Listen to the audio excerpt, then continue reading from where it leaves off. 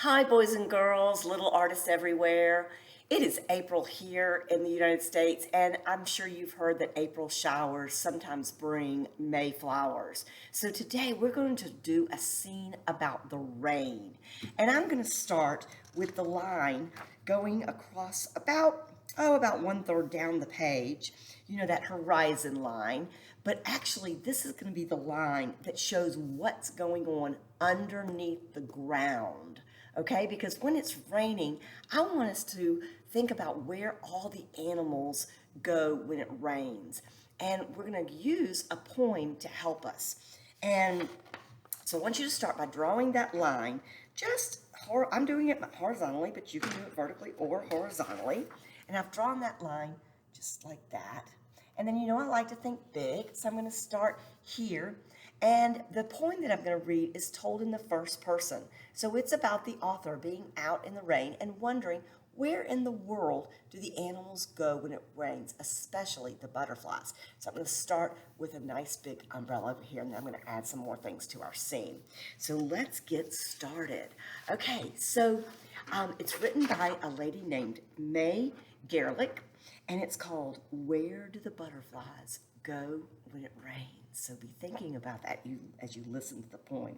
I'm going to start with that umbrella, and I'm going to make it a big red umbrella with some orange stripes on it, red and orange stripes. And I'm going to put a girl standing underneath it. You might want to put a little girl and a little boy. Remember, you can always pause the video if you want to work on something, or you can go back and listen again. So I've got my little girl. She's going to have on a pink shirt, and you might want to put a raincoat on your little girl. Or maybe this is a little rain jacket. I'm not sure. I'm going to put her in blue jeans because that's what I usually like to wear on a rainy day.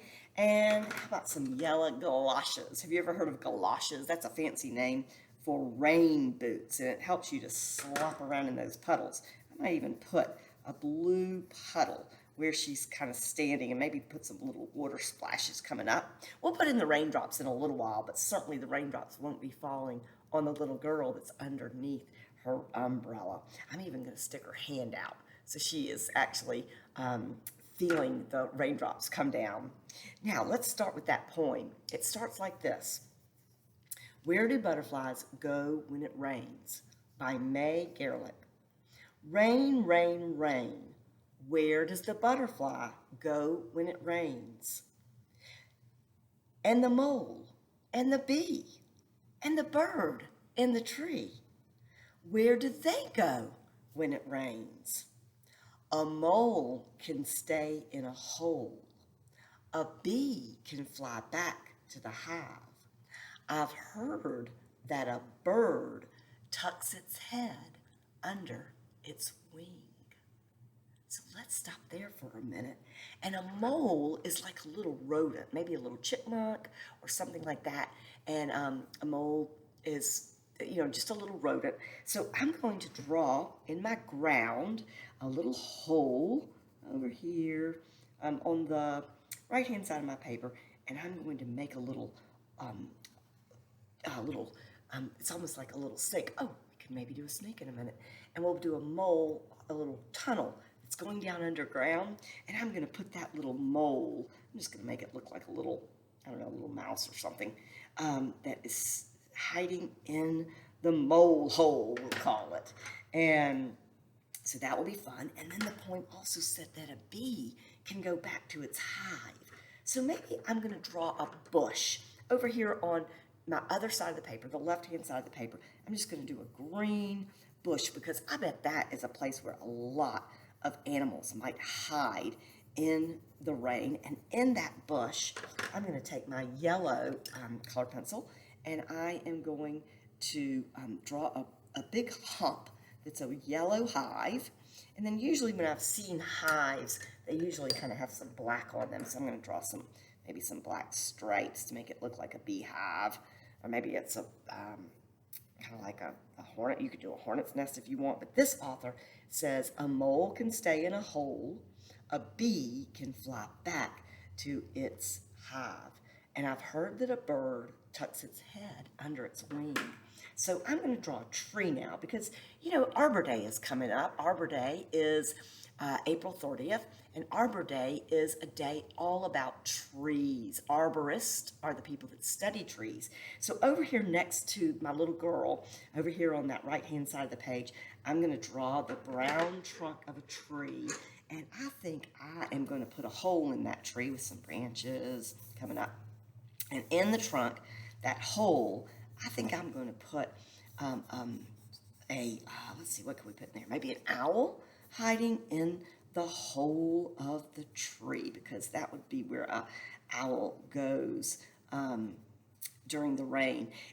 Animals pretty much go right back to where they go at night. If they're not nocturnal, they go back in the rain where they were. So I'm going to put a little owl in there. My owl doesn't look like a great owl, but that'll be fine. And then my tree is going to have some branches, and then I'm going to put that, oh, what color is my bird going to be? I'm going to do a blue bird with its head tucked under its wing. That's not going to be really easy, but I'm going to stick its head underneath its wing. And now let's keep reading the poem. And again, you can stop and pause if you need to. But where does the butterfly go when it rains? I'm still trying to think where I'm going to put my butterfly. I know that my cat goes scat under the porch. I've seen him do that when it rains. A snake, I suppose, can slide between rocks.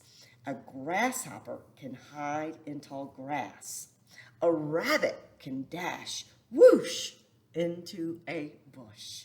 All right, so we have a cat that you might make going up into the tree, or you might make your cat go under a bush. You know what? I might draw a little dog house, because I think it'd be fun for maybe a dog house. I'm going to draw my dog house red, and I'm going to put a little dog in the dog house. I'm going to put a dark, let's see, maybe a black roof on that dog house, and I'm going to put a little black dog in the doghouse. I didn't do a cat, but you could do a dog or a cat, whichever one you want. A cat might be underneath, I don't know, a log or something. Here's my little dog. He's going to be sitting in there. All right, he's got a little tail coming up. Okay, and then it said a snake. So a snake slithering between rocks. So underneath that bush, I'm going to draw some rocks. And I also know that snakes like to go down in the ground too, so I might draw between that rock another tunnel, and I'm going to put a nice black king snake, because king snakes are nice snakes. They're good to have around. All right, so it's going to be slithering down, down, down. I'm going to do a little green eye on him. I can't really see that, but that'll be close enough. So far, I've got my little girl under the umbrella in her galoshes, her yellow galoshes. I've got a bird in my tree tucking its head under the wing. I've got an owl hiding in the tree. I've got a beehive, and I've got the mole down in the hole. I didn't do a grasshopper, so let's do some tall grass somewhere, and you can put that grasshopper sitting right there on that, maybe do a couple of them. Grasshoppers on the grass. Okay, and then of course you could do that rabbit too that's hiding under the bush. But where does the butterfly go when it rains? The cows I see in the field just stand in the rain and get wet. They eat and get wet, and eat and get wetter. Don't cows mind the rain? I think you can think of some other animals that don't mind. I know why a duck doesn't mind the rain. Someone told me. A duck's feathers are oily and slick, so the rain doesn't stick. Water slides off a duck's back. Quack, quack. I am going to take a space underneath that bush, and I'm going to put a little blue pond. So some of the water you're going to see underneath my ground, and then you might see some little waves coming up on the pond. And I'm going to put a duck swimming on that pond that doesn't seem to mind the rain at all. The duck with its little flippers, and the rain's just going to be washing right off its back. I'm going to give it a little green head because those are mallard ducks, and I'm going to give it some little orange flippers. And I'm going to see the flippers underneath the water. That's so fun. All right, and then it says, and how about fish? How about trout? Where do fish go when it rains? Now that's silly. It doesn't rain underwater, so draw some little fish in that pond. Draw some little goldfish. Draw some fish in that pond. They're not getting wet. But what can, oh, I've skipped this chapter. Hold on. What does a turtle do in the rain? If I were a turtle with a shell over me, I would know what to do in the rain, wouldn't you? So I'm going to draw a little turtle over here underneath my tree, using that shelter. Trees are really good for shelter. That's why they're so important. That's why we have an Arbor Day for them. And of course the turtle, oops, I put his head poking out. I better draw another one I'm going to just make him bigger. And he's got his head poked underneath, and he's just hiding under in his shell. And you can't see any of him there. Oops, there goes one of my pencils. All right, so my turtle's over there. All right, but what can a butterfly do? How can it fly if its wings are wet? Where does the butterfly go when it rains? And the bird in the tree is a puzzle to me. Even if its head is tucked under its wing, what happens to the rest of it? Poor thing. As soon as the rain stops raining so hard, I'll walk quietly to the tree, and maybe I'll find a bird in that tree, and I'll see what it does in the rain. Maybe I'll find a butterfly too. Then I'll know what it does when it rains. But where can I look? I've never seen a butterfly out in the rain. Have you? And that's the end of the poem. I'm going to put my butterfly, well, I'm not going to tell you. I'm going to let it be a surprise. And so when I get your pictures that are going to be sent, hopefully, to youillustrateit at gmail.com, I can put it in the future picture parade. You're going to be surprised where I put my butterfly. I hope you like where I put my butterfly. Where are you putting your butterfly?